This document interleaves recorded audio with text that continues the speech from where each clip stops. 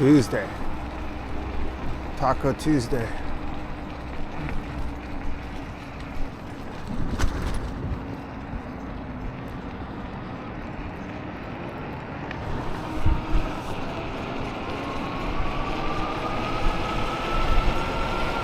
All right, so we have another wet morning.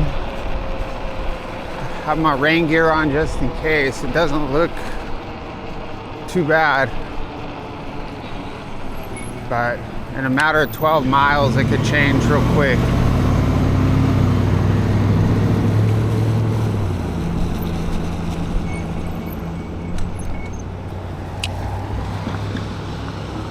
So we're gonna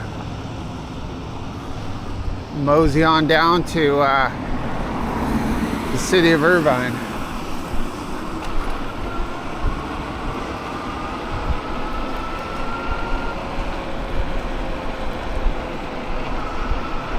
It's about, I don't know what time it is. It's about 6, I think, something like that.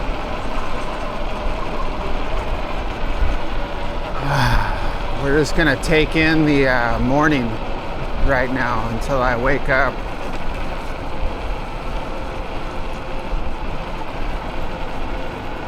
Still adjusting to the time change a little bit. I mean, I woke up at 4. 4:18. I couldn't fall back to sleep because I knew I had to get up at 5. And then when it's rainy like this, it's always hard for me to. It's always hard for me to.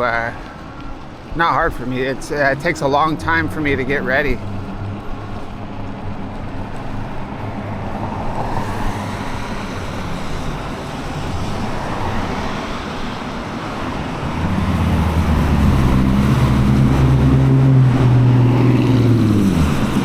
Not too bad though. I got 5.5 hours, so.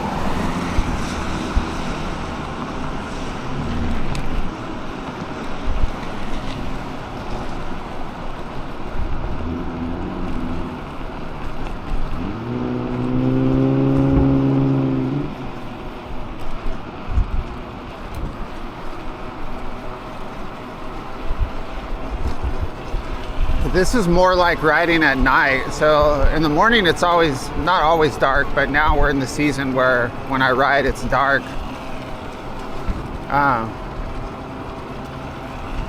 But this is more like what it's like riding at night, you know, with the cloud coverage. You know, usually in the morning when I'm riding and it's dark, I have the blue skies. I mean, it's a little different. Man, I'm congested.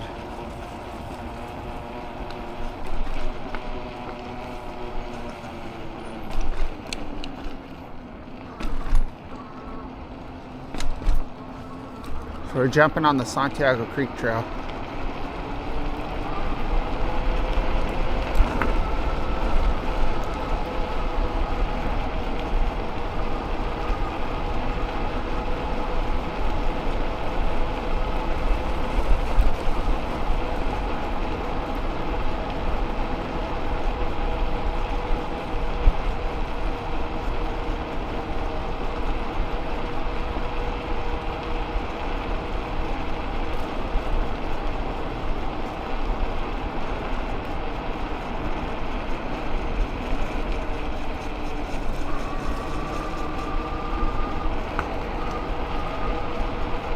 So I would say the worst thing about riding in the rain or preparing to ride in the rain is just having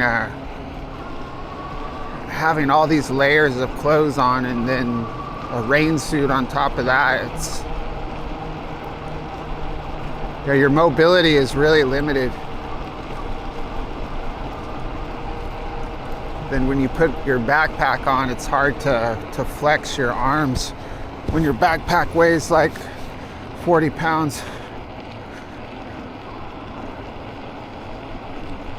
If I didn't have a backpack on, it would be a lot easier, but makes me feel claustrophobic, big time.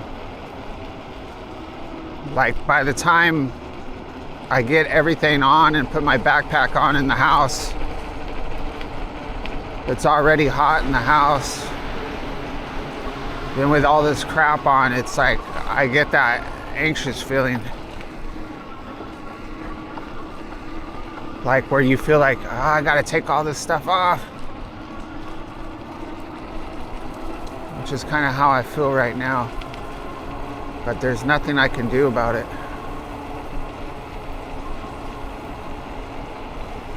It's either this or get soaked.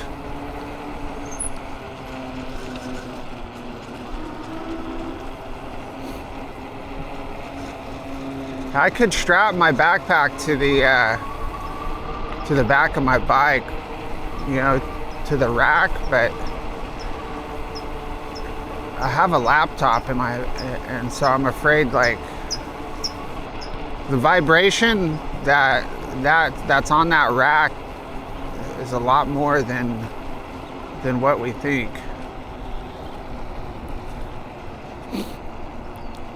Like on my other bag or my other bike, I have bags that are strapped to my rack, and that's what I used to keep all my stuff in. So when I had my pack, it wasn't heavy, it was just my laptop. But all the contents that are in that bag, in those saddlebags from riding so much, I rode over 7,500 miles with those bags on, with a bunch of supplies, with a bunch of supplies in them. And then it's like it's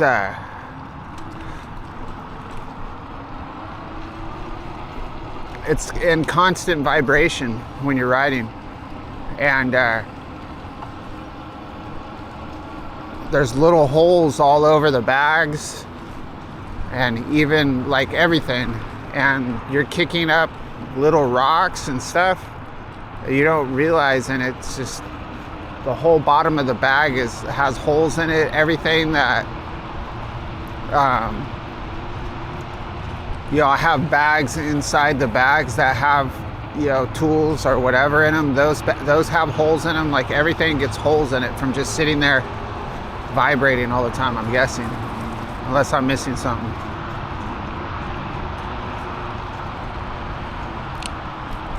So we're in a dream state right now.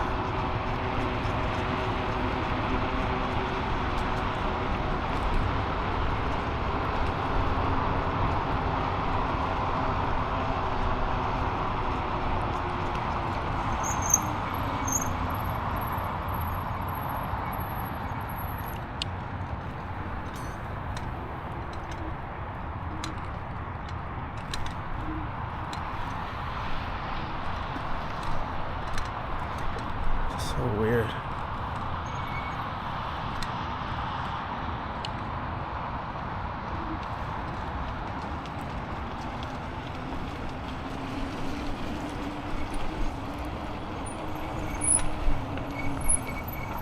There's that, I don't know if it's on video, but there's that massive tarp on the ground with something underneath it. I'm assuming it's people. It doesn't seem like a very good spot.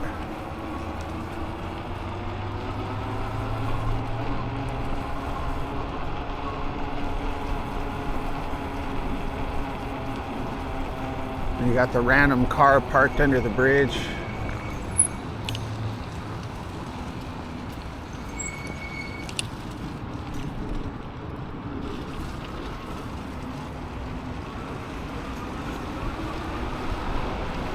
Smell cigarettes. Even through my... You need all your senses. It's weird.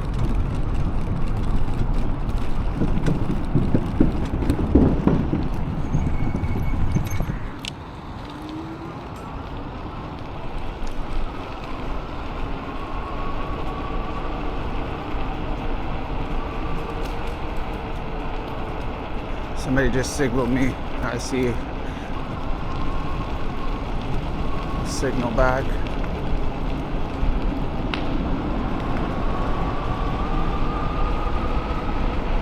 Nobody wants to get crashed into on this trail.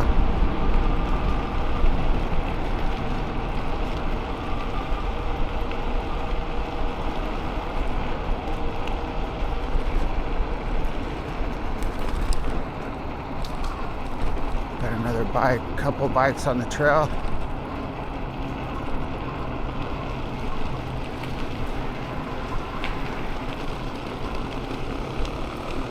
Oh, one of them is gas powered, look at that.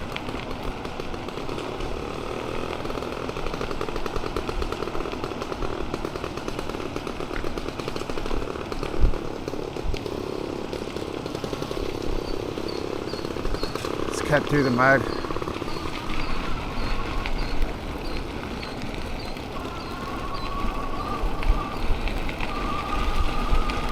It's not too... I don't expect it to be too muddy down here right now, so I don't mind going through here.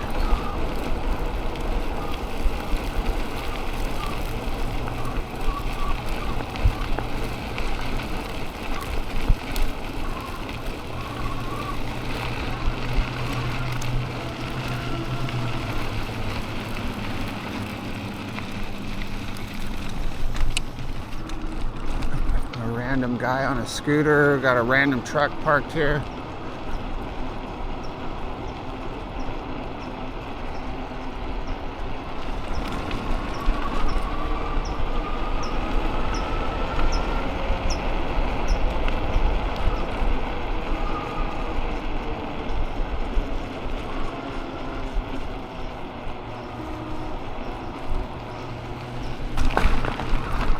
Yeah, you can, in mornings like this, with not very much sleep, with the rain, and it's like you get,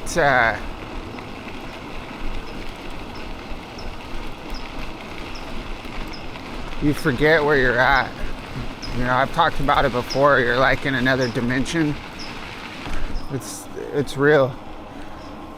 Like, it feels like a total dreamland. Like, you forget what you're doing, you're just on your bike and in the I guess somewhat of a meditative state, but not necessarily relaxed.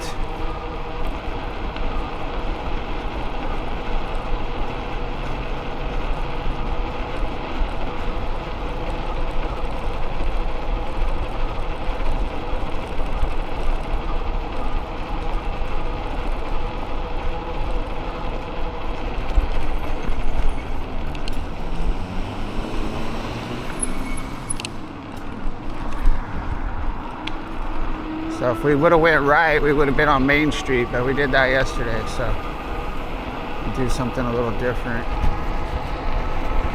Oh yeah, I'll take a button off, that feels better.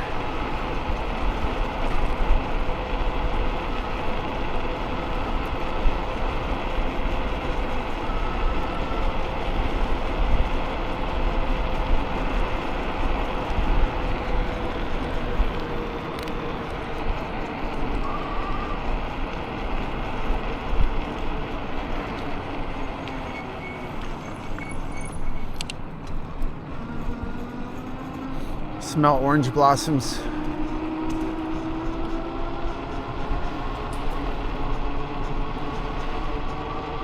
Yeah, it's strange. Like, I know it's gonna sound weird, but when you're on that trail in the dark and riding, you can, like, it heightens your senses. Like, I think it's a natural, your body's natural response to, if you're paying attention to your environment, especially when there's that element of danger. And I can, like, I almost can sense when I'm gonna come across somebody. Like, I think I can sometimes even, and I know it sounds weird, but you smell like a person. I mean, obviously depending on which way you're going, and or you'll have little signs like, I'll smell like a cigarette, or you can smell a little fire.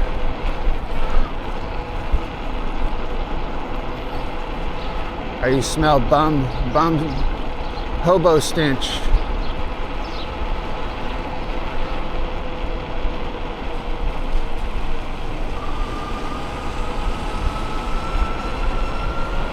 Alright, so we're on Santiago right now, Santiago Street, and we're gonna be up to 17th Street right now.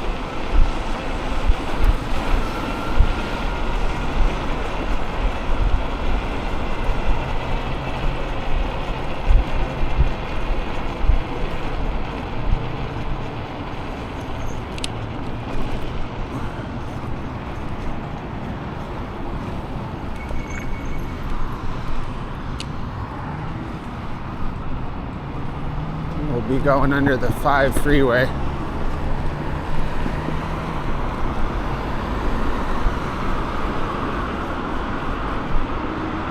So more than likely,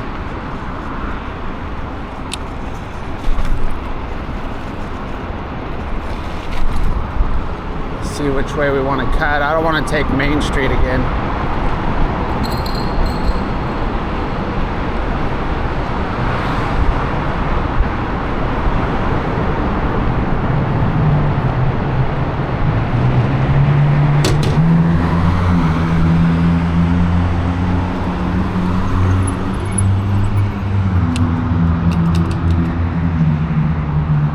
Cut across here. Oh, I forgot my knife. No, I didn't. Wait, I did. Oh no, I did. I didn't forget it, but I don't have access to it. So if anything goes down, it's going to be hand-to-hand combat.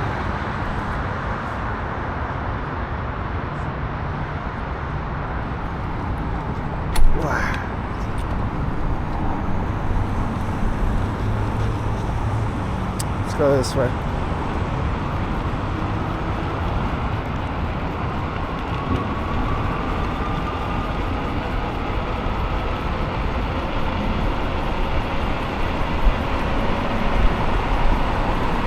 We're by the water towers, downtown Orange County.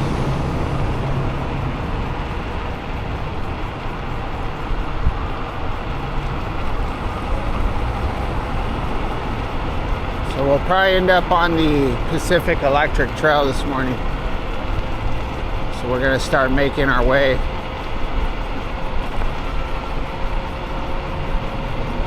Maybe through French Park.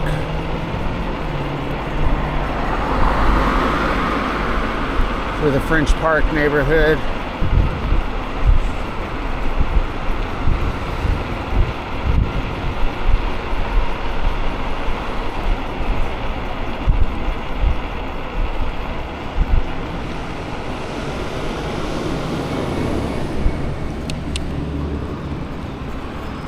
We're on Washington right now.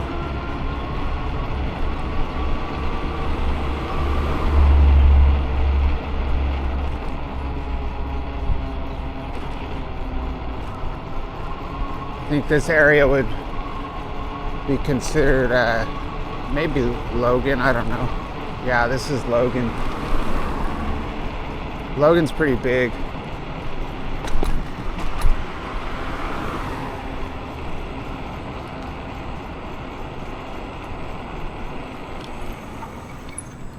If I can make it through here.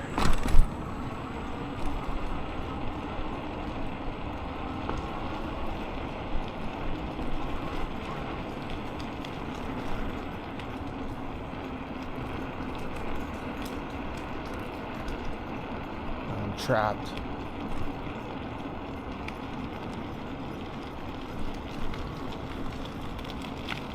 I'm trapped, bro. So this is a care center. It's too bad that I'm trapped though. It'd be nice if there was a way out of here.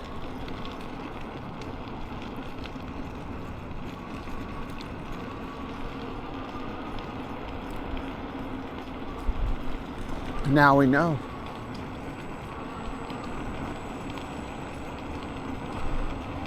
Lots of cars here.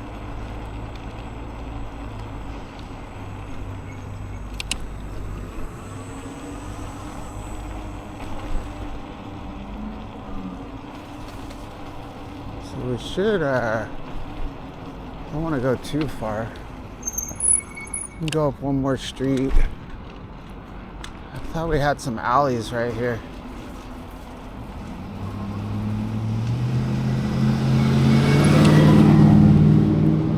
I guess not.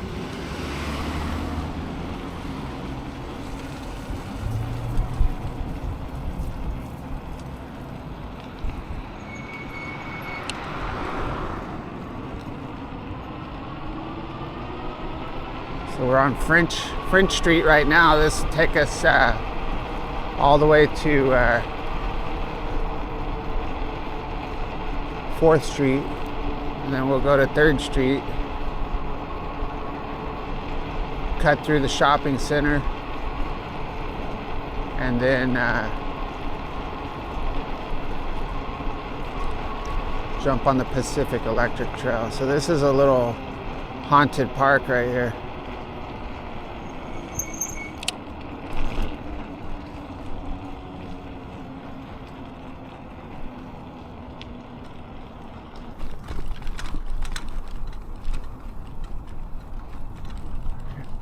Yeah, you want to see ghosts, just come out here about 1 a.m. and sit. Oh.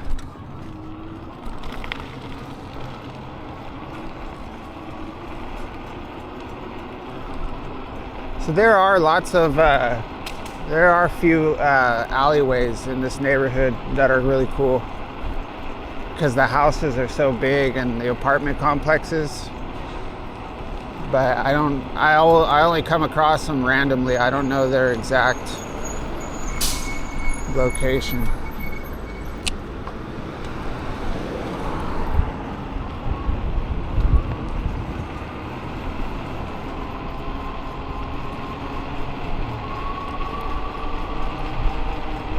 Yeah, I'm so happy about the time change, even though I'm a little tired. Like,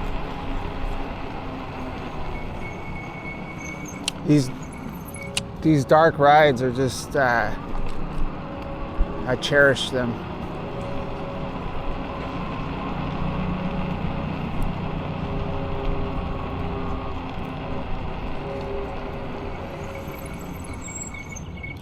If I had my choice, I would definitely be riding in the dark in the morning and at night. It's just so much better.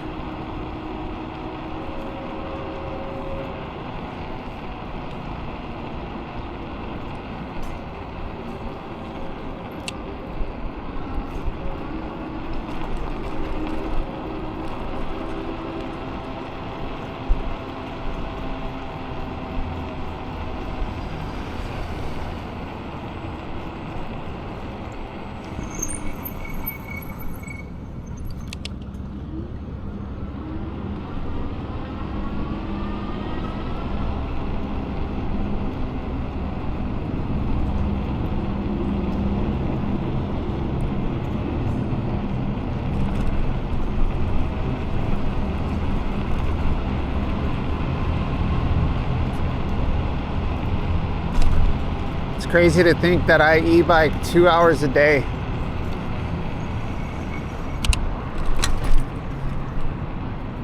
It's a lot of time to spend on a bike. I think I could probably call myself an e-biker at this point.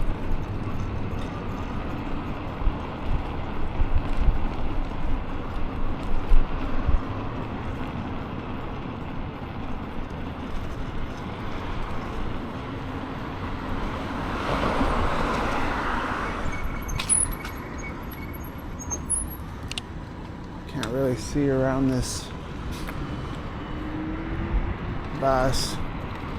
We can cut through this alley.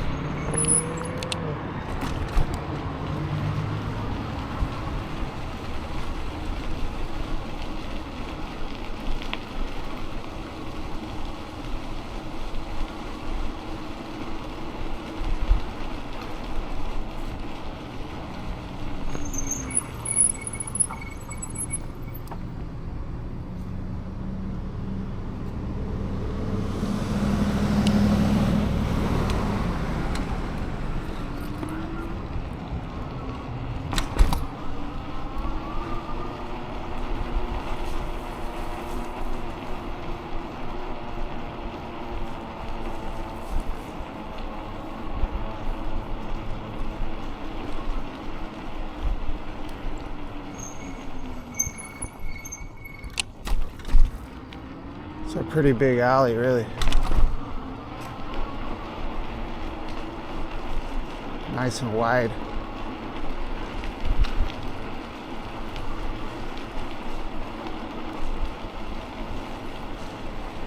So I think we can. This is Chestnut. So we can hit one more alley and then we'll cut back to the creek trail.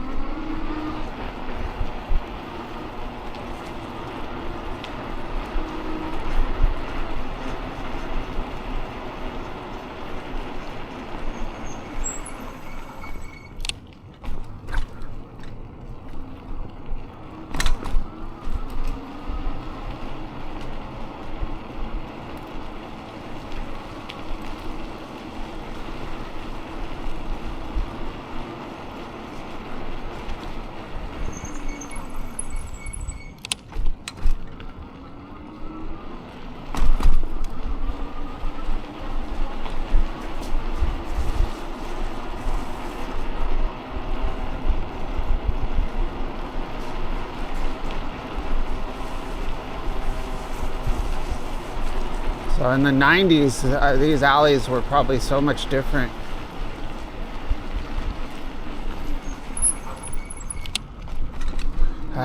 Alley dead ends right there, so we'll cut over here to the bike path.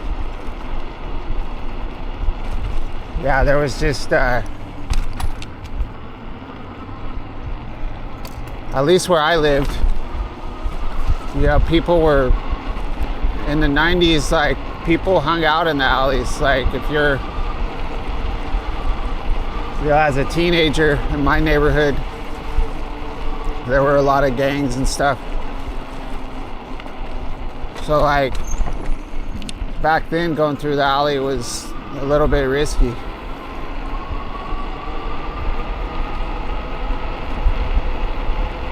Because you have people posted up everywhere. Like all the neighborhoods, like you're gonna get hit up like every day, you know.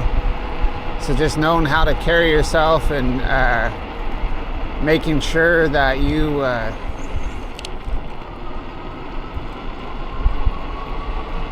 like that you keep yourself, like that you're respectful, like all the time. So at school, on the streets, like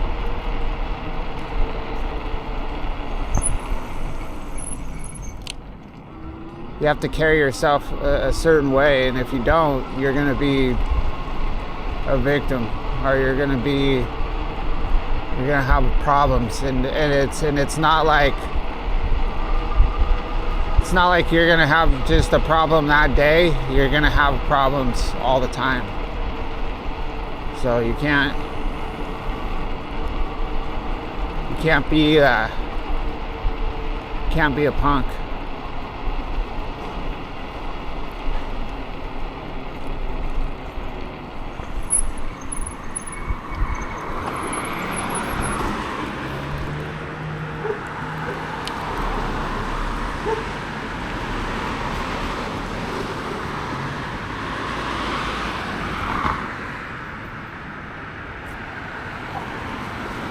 But I was lucky. Like I was lucky in a lot of ways. You know, I grew up in the country until I was probably 14, maybe 15. And then we moved to town, and I moved to town with my mom to an apartment. And then we lived in one apartment that wasn't too bad. And then we didn't live there very long, and then we moved into another one that was right in the middle of a pretty active neighborhood. There was a lot going on in that neighborhood. and there was a lot going on in my apartment complex, and stuff that was kind of new to me, but I kind of was able to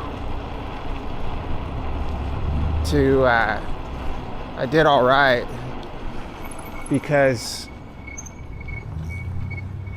I don't know, I just had that sense about myself already, and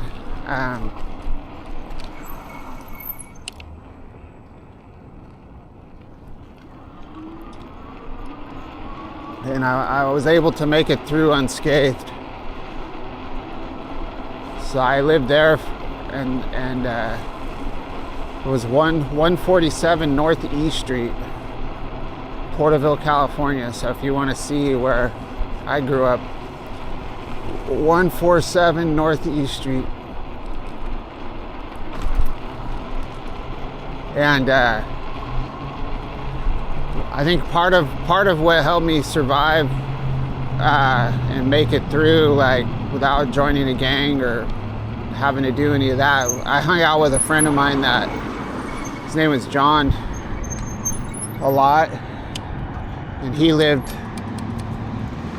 several blocks away from me in Vadio Central Poros is what it was called, territory. But we rode skateboards and all around that area, you know, for years. But I think initially what kept me good is I had played football for several years as a young kid. I think I started probably in 5th grade and played up until high school, and then I also played football in high school. But with my football team before I moved to Porterville, they were all from the neighborhood I ended up moving into. So a lot of the people I saw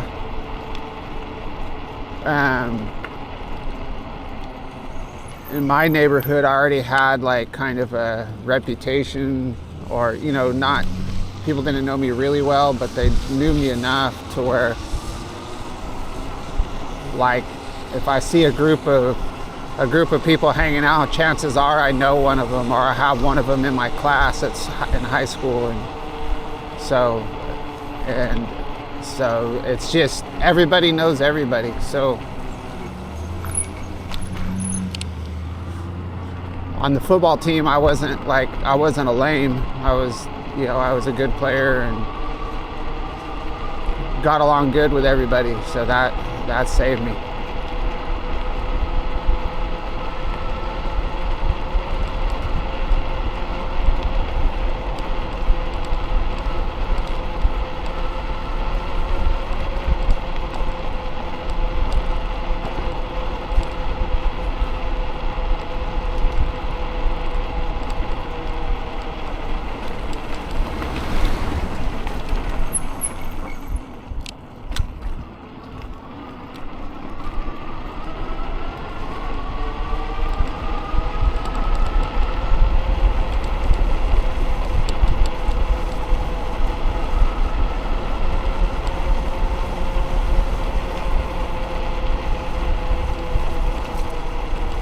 I have to say, this is probably one of the most enjoyable rides I've had in a long time. So I hope whoever's watching it is enjoying it too. It's just so nice.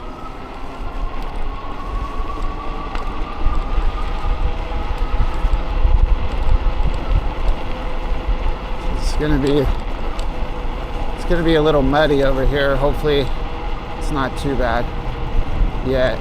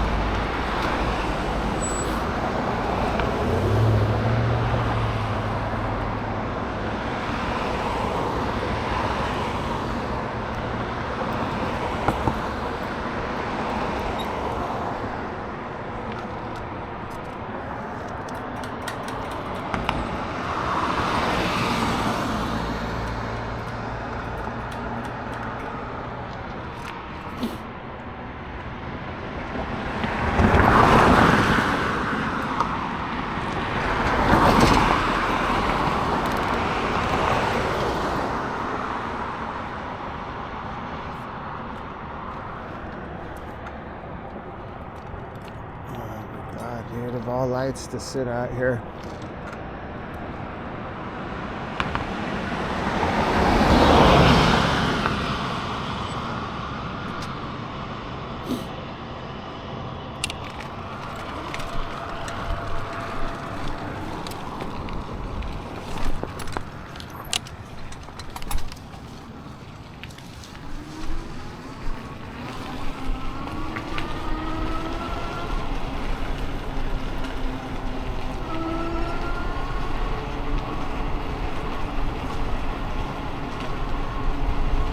So this is the Del. We've been in the Delhi neighborhood for a while, but we went through Lopers and East Side, Santa Ana, and now we're in Delhi.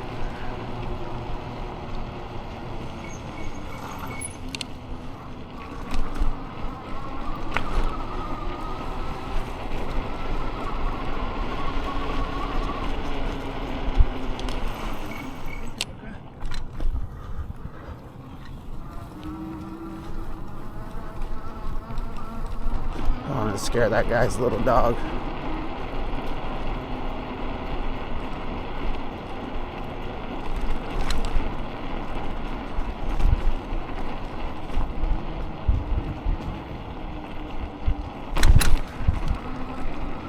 So I guess we can continue on the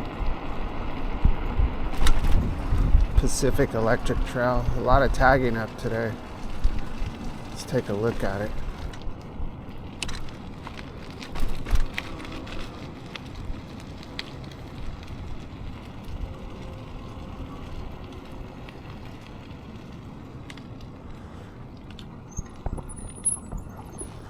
Alley Boys, X3, Delhi.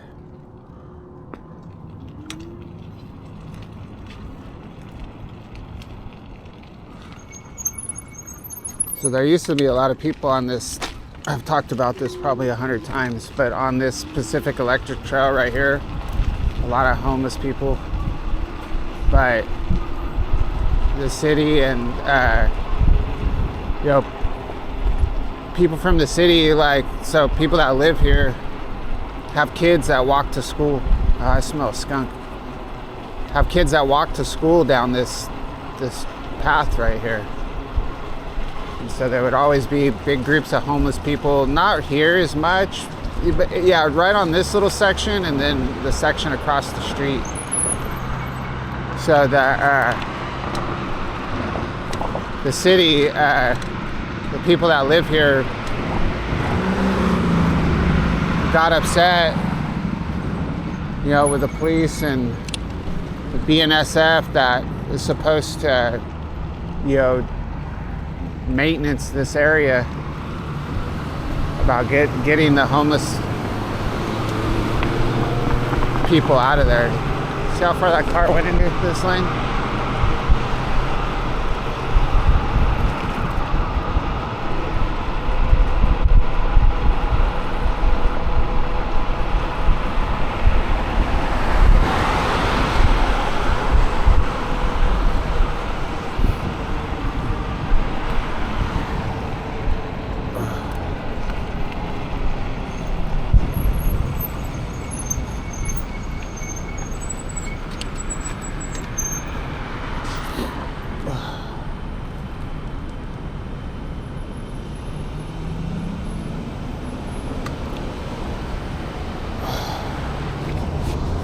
Even this area right here is just totally quiet now. There used to be like right by this 7-Eleven and then the one back there would be like 10 to 15 people just hanging out, smoking fentanyl, and it was wild, but it's not as bad as it used to be. I think that, like I've said before, I think they all went to First Street, to Motel Row, like over by the DMV, all along First Street.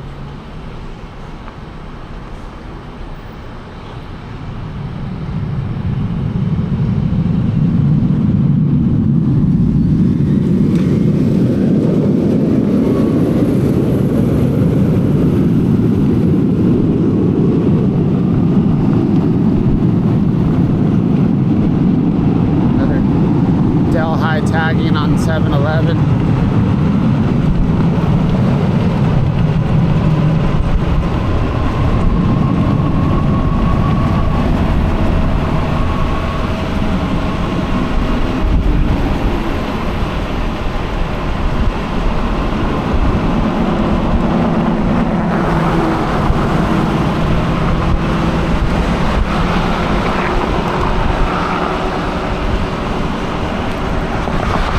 A little stressful right now.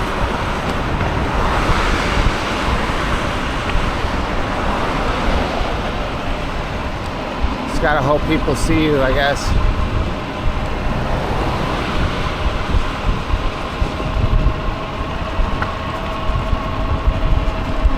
You just never know. Yeah, it's so easy in a car to get distracted, and then when you only have 3 feet, not even 3 feet, a couple of feet, when cars are passing you like this, it just takes one person to look down at their phone, and then you get smoked. I mean, they don't have to run you over from like totally smash you from the back. They could just drift over 12 inches and hit your handlebar, and then you're done.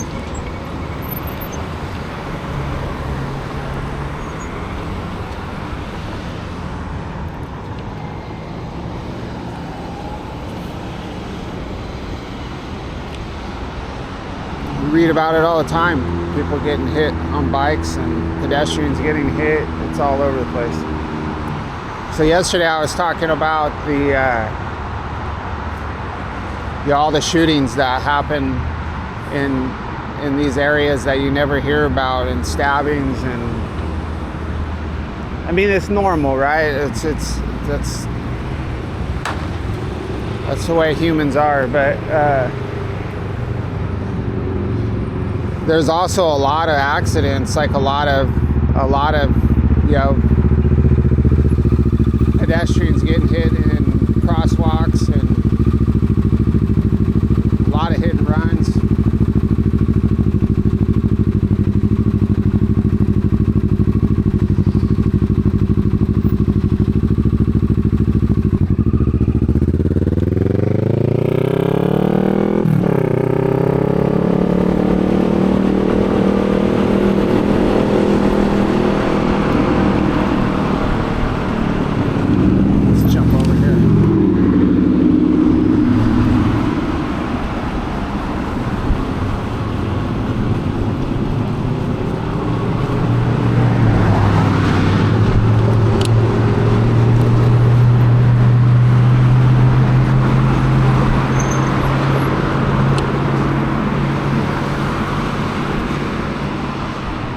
So yeah, it's definitely dangerous.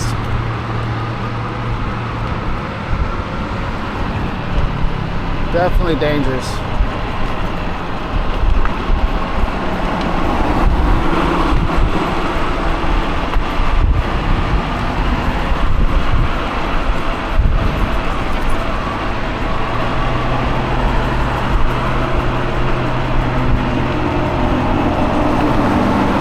You can't let yourself get like too relaxed ever, because that's when crap happens. So when I was on my gravel bike and I crashed into somebody's door,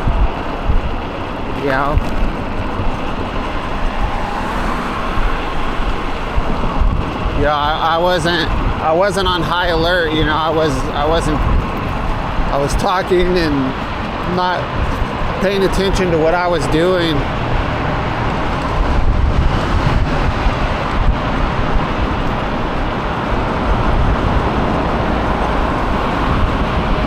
Riding on a busy street, I had cars behind me, and so I had to give them room. But at the same time, I have to be conscious that not everybody's gonna be like looking when they open their door. So there was a guy parked there was a guy parked at the post office, and that street is pretty narrow. And I was riding in the street where I'm supposed to, and it's one of those streets that has the they designate the whole street, you know, for people on bikes that they can ride in the street. So it's a narrow lane, so like even if you're in a car and you park there on the street, you have to look out your window, because if you open your door and a car is coming by, the chances of them hitting your door, it's pretty high, you know. And the timing was just perfect, and I wasn't super close to his car. I was actually pretty far away from it. I was coming behind it, and then I was going around it, but he swung his door open so fast I didn't have time to react, so I didn't hit it full on. I hit it with my the right side of my front handlebar, and then my body,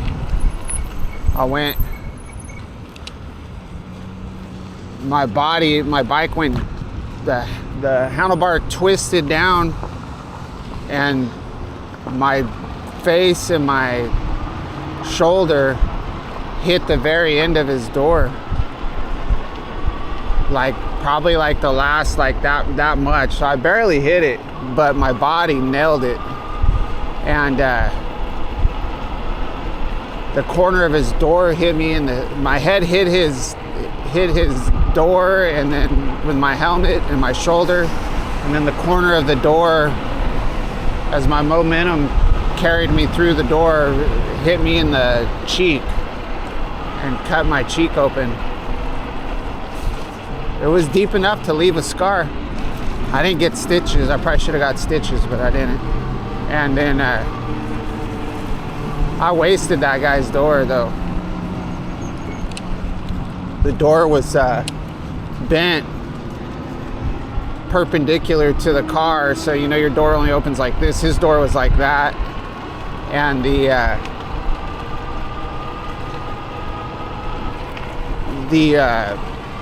front quarter panel of his car was dented from the door being pushed forward so far.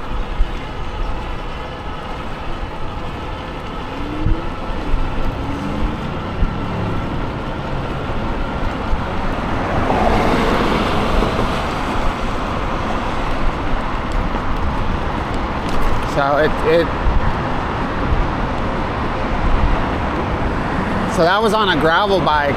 If I would have been on my e-bike, I probably would have been going a lot faster.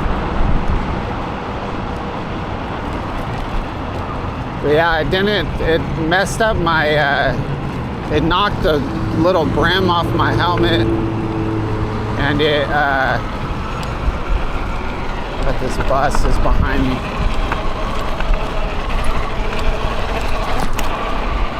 And then, what else happened?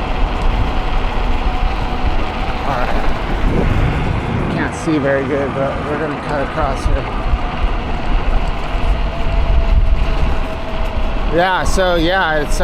I twisted my handlebar, messed up the hood on my handlebars, and then it kind of it knocked the chain off my bike, and we're gonna have to navigate this properly here. We're gonna jump in behind this car here.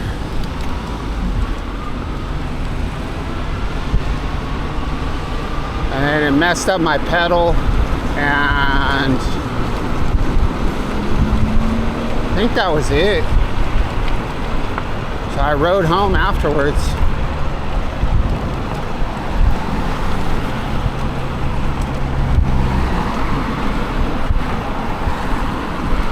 So I got the impact on camera, but my camera shut off. So like, that's what sucks, is like, I wish I would have got the conversation with the guy.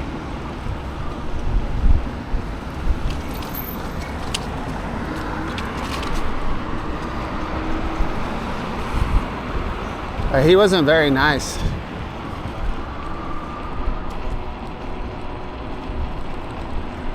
But I bet he never ever opens the door like that into oncoming traffic. And you bet I make sure I have enough room to fit 2 bikes between me and cars. So, anyway, thanks for watching my video. It's already over, sadly. We'll catch you on the next one.